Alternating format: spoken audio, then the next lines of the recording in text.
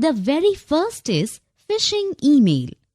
This is one of the most common social engineering techniques by which an intruder can harm your system. What exactly is phishing, ma'am?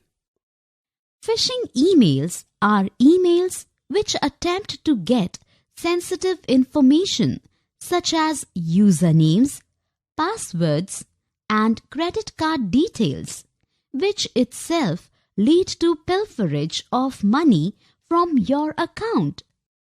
These phishing emails are sent by malicious parties who disguise themselves as someone you might trust. For example, you may receive a mail which declares as you as the winner of a certain lottery from a certain agency.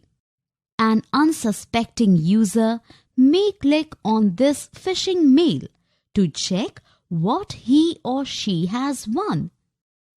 As soon as they open the email, these agencies will send a program to access your system to steal valuable information. This is a very common way by which people get trapped in such tactics. Oh, this is very dangerous, Nandita ma'am. But one thing I can't understand is why is it called phishing? Well, the word fish is pronounced just like fish.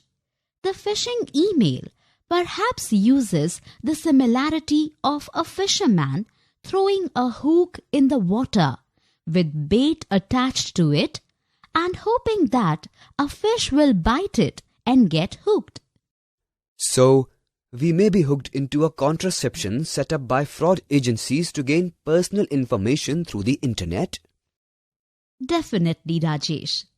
Wait, there is more how these fraud agencies work through the internet.